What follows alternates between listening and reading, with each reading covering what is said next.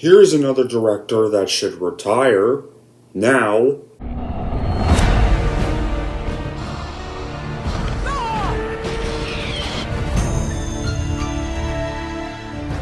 Those were up, and they did. We're smart, and my...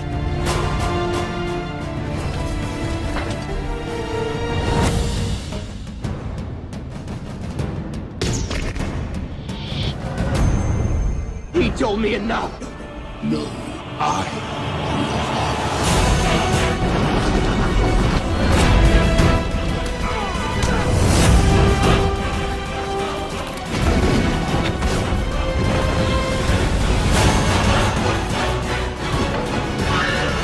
Here's Chuck.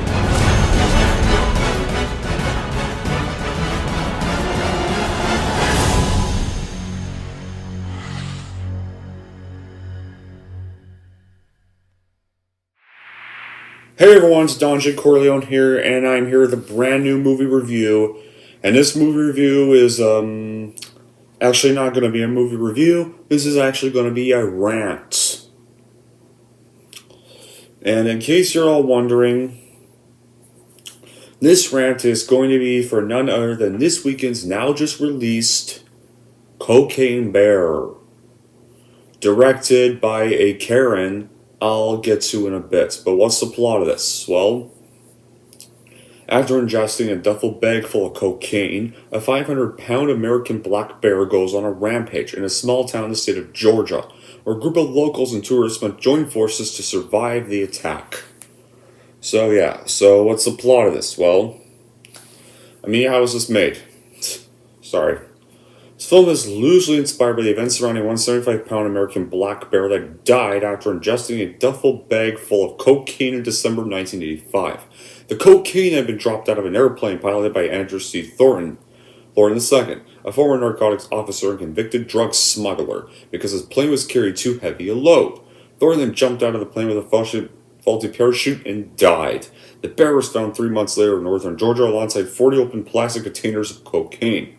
The bear is currently on display at the Kentucky Fun Mall in Lexington, Kentucky, which nicknamed the creature Cocaine Bear in 2015.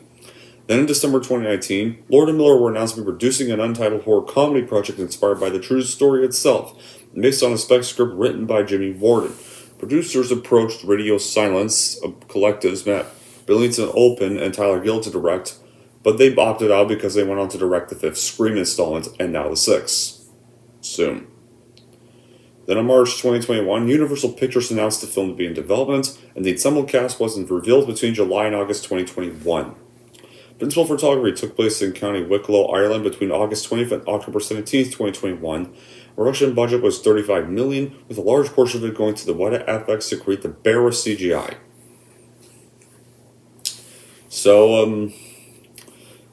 And then in February 2022, Natalie Hull was reported to compose the film's score, but then Mark Marshoff replaced her as composer in November 2022. So after the whole marketing stuff, and Cocaine Bear was released yesterday, on February 24th, 2023, two mixed and positive reviews from critics so far from what I've heard.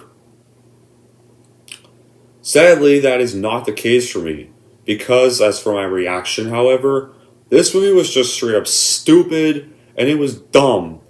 And no, I don't mean that in a stupid and dumb as in good, a stupid and dumb as in awful, or bad. It was just stupid bullshit. Like, what the fuck was this even supposed to be? Like, I understand when you make a movie like Cocaine Bear, you can't take yourself too seriously, or else it'll be a death sentence for your career in your movie.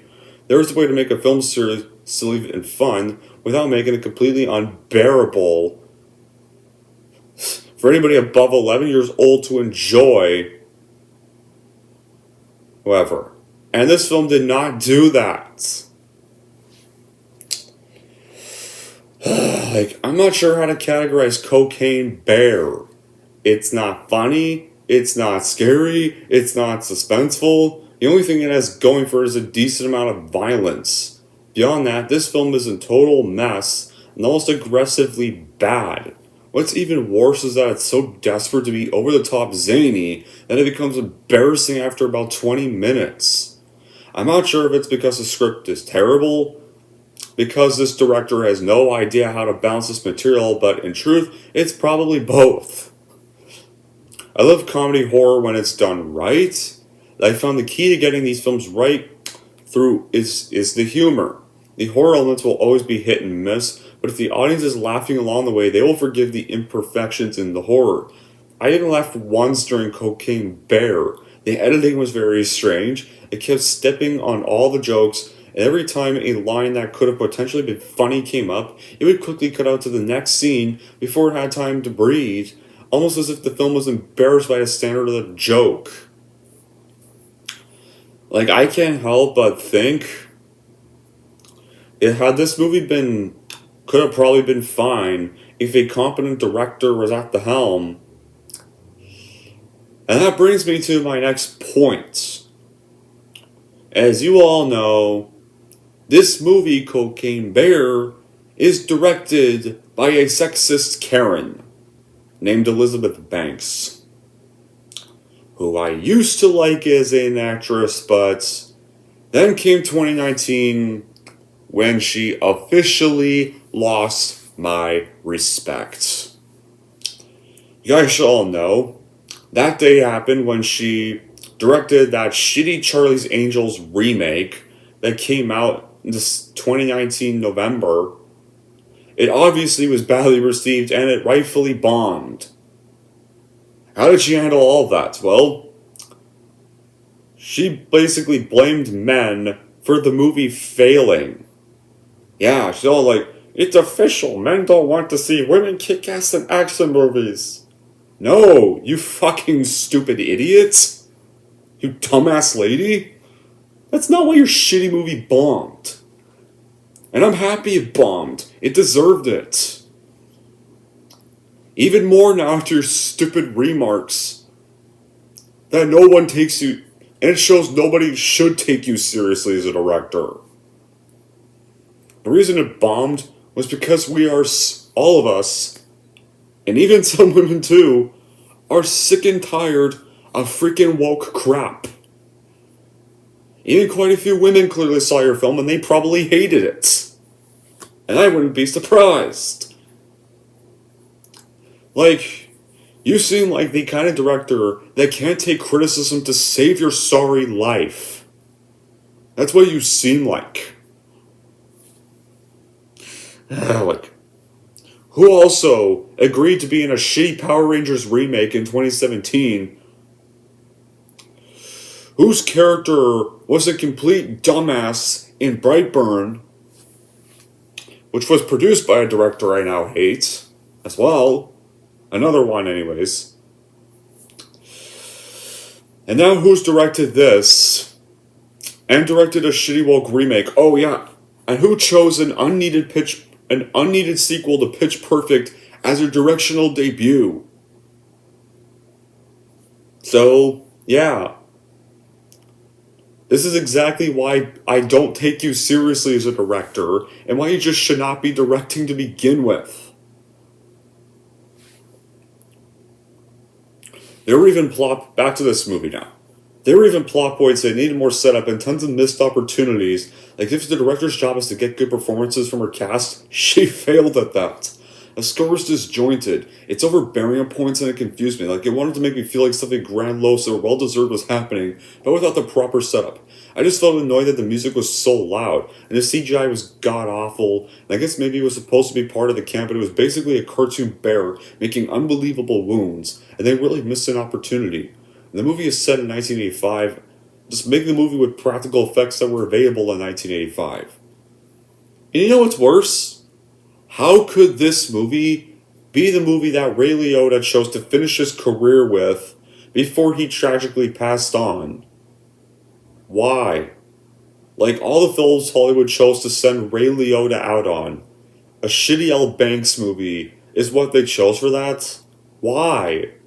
Just fucking why? The concept of this movie... What's worse, the concept of this movie even sounded so great because I was so pumped to see it, but it was actually trash. The whole movie wasn't funny at all. Most of the movie, we just focus on two annoying little kids wandering the forest. Really. And the bear did a bunch of cocaine, but barely did anything the whole movie? Are you kidding me? Make the bear tree tear trees down. Go crazy. No. All the bear did was literally destroy and literally attack people. That was all it does. And chase them. And just roar at the camera. And get attracted to the sense of cocaine. Also, one of the kids does get kidnapped by the bear. What does she do? She stays in the cave the whole fucking movie. Doesn't even try to escape once the bear leaves. No. I mean, she has... And yeah, the bear's a female because it has cubs. And the cubs are harmless. If the cubs are so harmless, then leave. My god, like, you're not even wounded. Like, holy crap. Now, bear's not going to be coming back anytime soon because it's busy attacking other victims. So you could just get out of the cave and get out. Like, you'd obviously know your way back. Like, she just sits in the cave after she gets kidnapped and just watches the cubs literally wrestling each other. And the movie was very gory too, which I find even more odd because they try to have a comedic effect the whole time. If you're going to be gory, you don't need to have comedy every few seconds. Well, you do know, like, you're getting into the title alone. Like, just the problem with this title is that you would know exactly what you are getting. A movie doesn't bring the goods. You want it to be bonkers and insane? It's not that. The movie performs a number of tasks and ultimately fails on all of them. Is it funny? At times. It's not a laugh riot. There are some audiences did chuckle, but the humor didn't work for me. It was often short-lived and disrupted by the sheer carnage you will observe between the apex predator and its victims. I did like some of the gore, but if this is supposed to be either a gory horror film or a comedy film, it failed at both because it couldn't even balance the gore and humor. And then you have rule number 342 of bad movies. There's times when kids in disaster films and survivor films can be annoying. Like, God. And this movie is that example. Because now we get to our two kids that I have mentioned. I've never seen any movie where one of these two bratty kids, like, these were some of the most annoying fucking kids in a horror comedy movie. I just wanted to see them either get killed, get eaten by the bear. I could give less of a shit about them. And that sounds harsh, but I'm saying for the characters, not the actors playing them. These two characters, I just wanted to die. Like, as soon as the girl's mom leaves, she contacts her friend. I don't remember their names. I'm not looking up their names. Okay? I don't give a fuck. And she wants to go paint the waterfalls. Like, yo, hey, come over so we... She's like to her friend, hey, come over so we can cut school and go paint the waterfalls. And they go, but... And she doesn't even let her friend use the bathroom. He tells her to go behind a bush, and once we literally get into the forest, they find a bag of cocaine, and what do the kids do? Well, her friend mentions, I've done cocaine with this guy named Fuck. Yeah, some unknown guy is named Fuck. Obviously, in normal language, it's probably named Fuck while you're at it. Great name. I love taking this seriously now. How am I supposed to take this seriously? Then, the girl herself puts some cocaine in her mouth. Her freaking mouth. No, I'm pretty sure you're supposed to snort it, not taste it. She spits it out. And then her friend puts it in his mouth and spits it out. And then they just joke about the animals doing cocaine in the forest. They run to the cocaine bear, and the cocaine bear pretty much attacks and kidnaps the girl. Yeah. Great plot. Yeah, great. And then we all know that.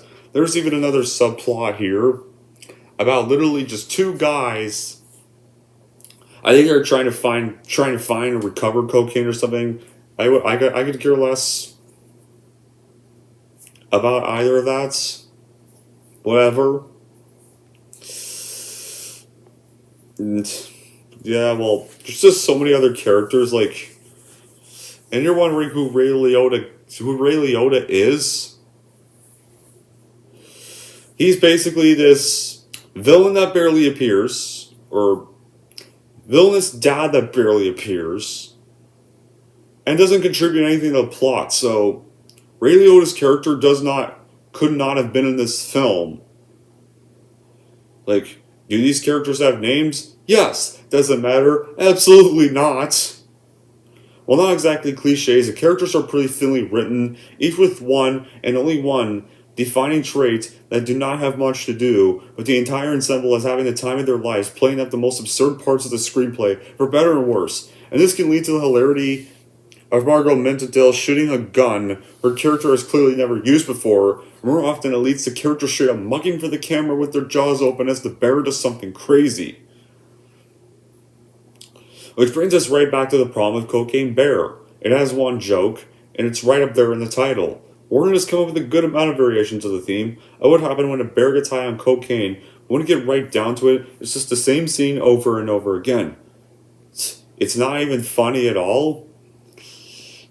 And it's just the same, isn't this ridiculous? It can't wait that only comes from someone who thinks this is the funniest thing in the world, even when it's not. Only once, during a chase scene between the bear and an ambulance, does it feel like the film was really making good on the all-out absurdity of the premise. The lack of comic verity is made even worse by the fact that neither Warren nor its director have figured out how to keep the energy up when the bear is not on screen.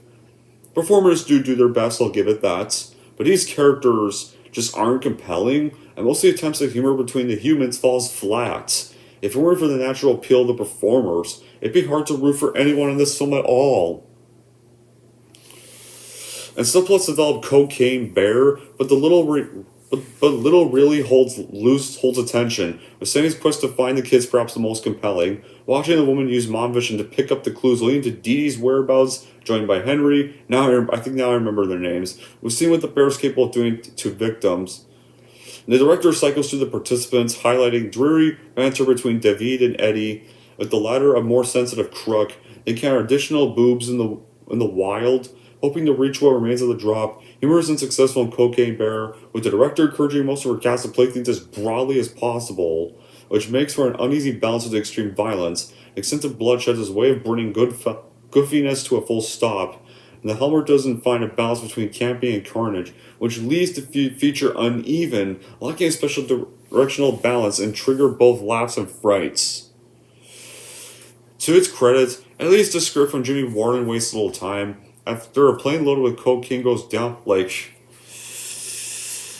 the title implies, the bear gets to the cocaine first, proceeding to ravish the rest of Cocaine Bear to mixed effect, but as for insisting on the film's extremity, Banks amps the gore and violence way up at first, only to their remainder through narrative scenes with their sloppy setups and punchlines. In case of point, we had met David and Eddie, which were two dealers, aka one of them is Ray Liotta's son. They were tasked with covering the drugs for Ray's character, and their backstories, such as they are, and obstacles they encounter appear like they were sketched together at the start of each day of filming. It's not so much the film forgets its own plot, it's more that it just kind of lazily lands on its next beat, without revealing to scenes of bear mania, of course. And honestly, I think I'd rather watch the movie be about them, not two brats that should have had a good spanking.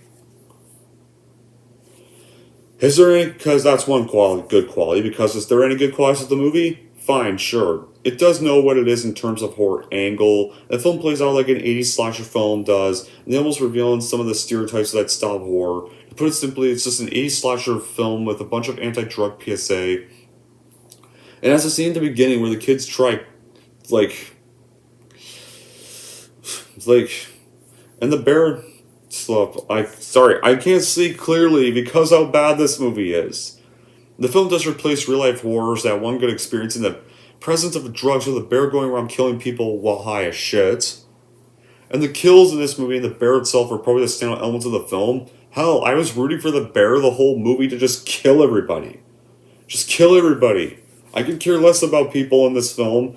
The bear's the only character I liked. It does go hard on the R rating at times. For once. Like, some kills in this movie were truly grotesque. One of them has a guy gets shot in the head, and you see everything inside his head for several seconds. Another kill that did stood out was one where a woman falls out of an ambulance and is dragged behind it by her face. The film could have taken the easy route, made some kills that were gory, but didn't push the line, but the film decided to go over and above with its carnage. Because despite the good qualities, the film doesn't have to set up or script or actors to be a comedy, and it never leans into the B-movie violence like it should. Like, if you want to watch this movie, just catch a matinee to save some money, or praying when you do see a movie that the theater is somewhat packed, but it's just gonna be a lame experience, and you'll wish you'll just wait for the movie to hit Netflix, which is where the movie freaking belongs. Because, in the end, Cocaine Bear is yet another avoid this year, only 2 February movie reviews this month, and oh boy, both of them were rants. Please don't let March be like this. Please don't.